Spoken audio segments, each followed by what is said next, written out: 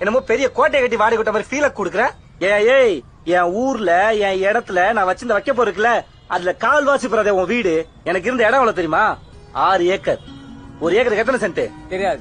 ஒரு ஏக்கருக்கு 100 சென்ட். 6 ஏக்கருக்கு 600 சென்ட். அதுல 800 வீடு கட்டலாம். மிச்சம் இருக்க இடத்துல ஒரு குளமே வெட்டலாம். அது தெரியுமா உனக்கு? கட்ட வேண்டிதானே, கட்டி வாடகை விட வேண்டிதானே. உங்க ஊர்ல பொழக்க வழி இல்லாம தானே இங்க வந்த. பொழைக்க வழி இல்லாம வந்தவன் இப்படி வழிப்பறி பண்றீங்களேமா, அது நியாயமாமா? ஐயோ அதான் வாடகை வாங்கல, அதான் இந்த கரண்ட் பில் தனியா 8 ரூபா. கீழ இருந்து மேல இருந்து ஒயர் வலிக்கிற மாதிரி யாரு வாடகை கொடுக்குறது? வீட வாடகை விடுறாந்தா கீழ இருந்து ஒயரை வலிச்சு மேல ஒண்ணும், ஃபேன் மாட்டணும், பல்பு மாட்டணும், மோட்டர் போட்டு தண்ணி வர வைக்கணும். இதெல்லாம் சேர்ந்தா தானே வீடு. ஏன் விளக்கு என்ன? அதுதான் நீ வாடகை வாங்க முடியும். என் புருஷன் இப்படி பேசுற, ஏன் இப்படி சில மாதிரி நின்னுட்டு இருக்க? பார், நாங்களாம் இருக்க இடம்லாம் இங்க வரல. ஊர்ல ராஜா மாதிரி வாழ்ந்துறீங்க, புரியுதா? பிச்சைக்கார பசங்க பொறுக்கிட்டு போங்க.